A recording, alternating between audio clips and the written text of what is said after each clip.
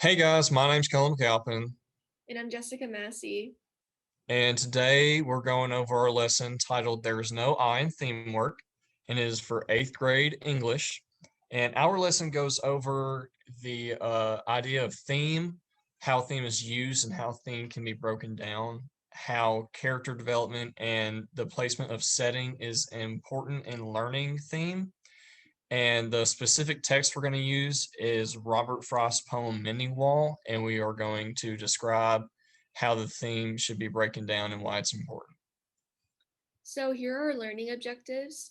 Students should be able to understand the theme within a text and show how it affects the setting of a text as well as the characters.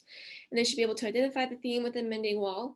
They will use their computational thinking steps focusing on decomposition to help identify these relationships between the characters and the setting and the theme.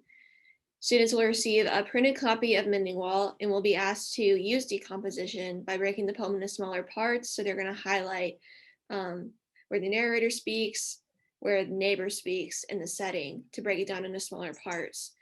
And once they've all finished decomposing the poem, they're going to be given 5 minutes to come up with a possible theme, and they'll write it at the bottom of their poem handout.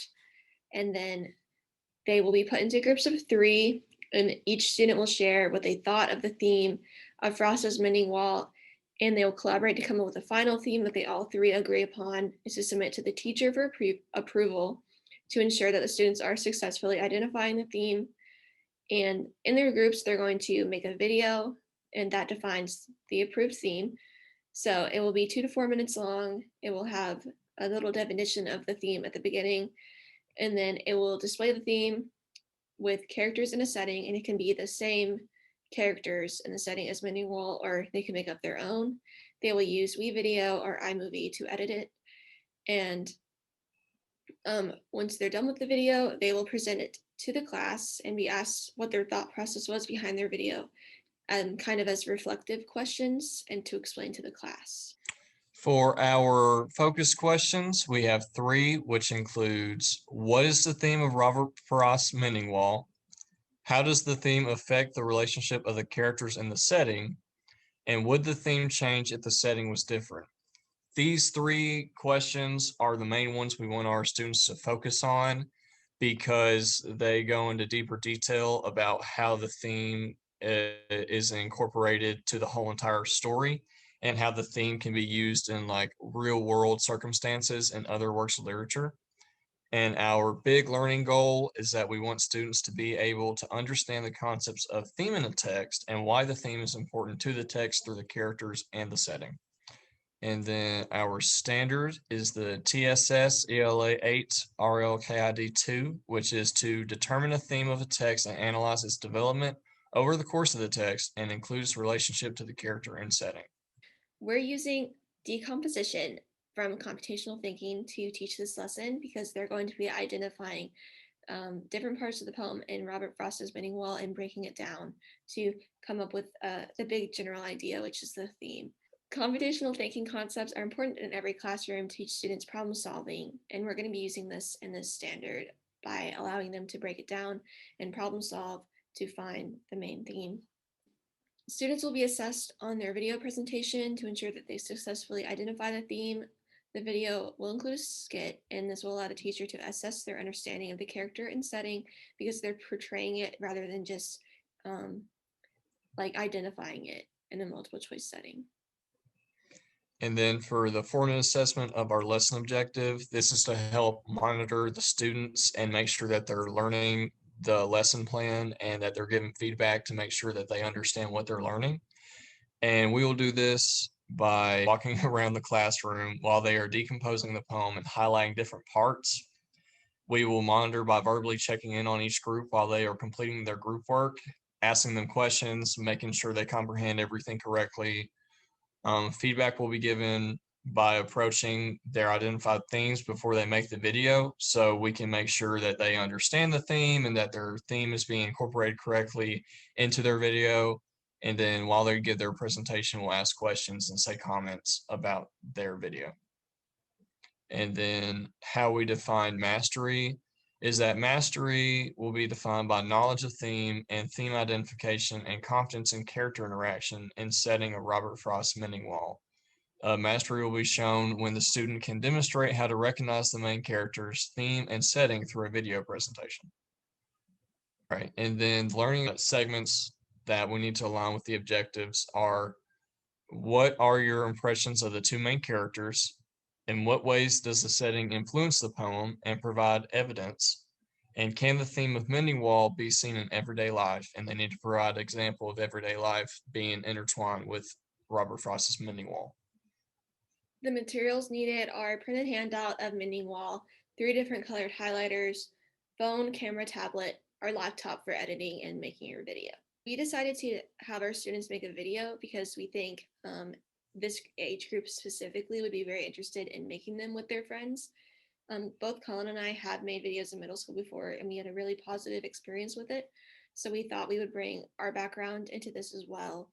And we plan to give them like a short video tutorial of how to edit videos to increase their familiarity. But in general, we feel that this age group will already be familiar with like technology, especially now that everybody has a smartphone normally. To help students that cannot use or do not have the ability to use technology, we will have them act out a skit and plan a day for them to act it out in class. And then they will also be asked questions of how that skit interlines with the theme. And for students who are colorblind or are sensitive to certain colors, instead of highlighting, they can use different pens and pencils and like different types of lines to underline the theme, the characters, and the setting of the poem. So why have we chosen to do this with this standard? Well, we believe that students will be able to understand the uses of theme and poetry, and that students will also learn how to see the characters and the setting of this poem with our strategies.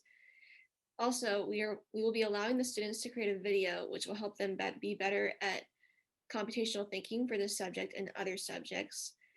And they've been chosen because we think that it will make it easier for students to comprehend and provide a fun way for them to learn a lesson. Today we'll be discussing theme and how it's used in literature. Today's main literature will be a poem called Robert Frost's Mending Wall. Before I start, does anyone know what theme is? The message of the story? Yes, that is correct. Theme is the message of the story. Yes. So today we're going to be talking about mending wall, as Colin said, and I wanted to make sure that you guys knew what a mending wall was. Mending wall is a tradition in Scotland where every year neighbors will come and mend the wall. They basically like refix the bricks, build it up a little more if they want to.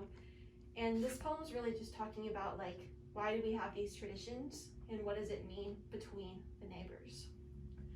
So now that you know what a mending wall is, Mr. Colin is going to read mending wall to you.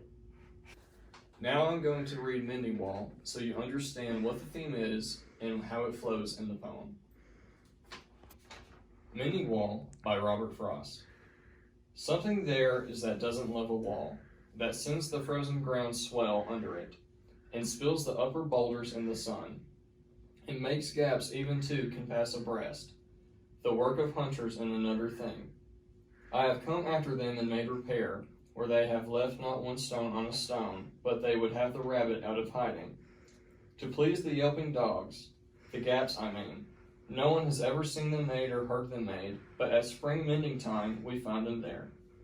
I let my neighbor know beyond the hill, and on a day we meet to walk the line, and set the wall between us once again, we keep the wall between us as we go. To each the boulders that have fallen to each, and some are loaves and some so nearly balls. We have to use a spell to make them balance, stay where you are until our backs are turned. We wear our fingers rough with handling them. Oh, just another kind of outdoor game. One on a side, it comes to little more. There where it is, we do not need the wall. He is all pine, and I am apple orchard. My apple trees will never get across, and eat the cones under his pines. I tell him, he only says, good fences make good neighbors. Spring is the mischief in me, and I wonder if I can fit in a notion in his head. Why do they make good neighbors? Isn't it where they are cows? But here there are no cows. Before I built a wall, I asked to know what I was walling in or walling out, and to whom I was like to give offense. Something there is that doesn't love a wall, that wants it down. I could say elves to him, but it's not elves exactly, and I'd rather he said it for himself. I see him there, bringing a stone grasped firmly by the top in each hand, like an old stone savage arm. He moves in darkness as it seems to me, not of woods only, in the shade of trees. He will not go behind his father's saying, and he likes having thought of it so well. He says again, good fences make good neighbors. So after we've read this, I want you to go get separate highlighters, and I want you to find the narrator, the neighbor, and the setting. And what I want you to do is to underline what you think is important and how it breaks down the theme. Okay, so now that everyone has finished highlighting and decomposing their parts of the poem, I would like you guys to look at the focus questions to the right of your sheet and think about them for a second while I read them to you.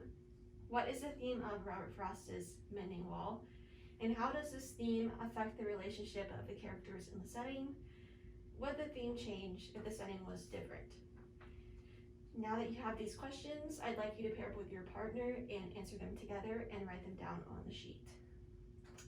Now that you guys have analyzed this poem a little bit further with your partners, I'd like to point out some very important parts of the poem that are related to the theme so you can further identify it. At the end of page 1, Frost starts by saying, he only says good fences make good neighbors. Spring is the mischief in me, and I wonder if I could put a notion in his head.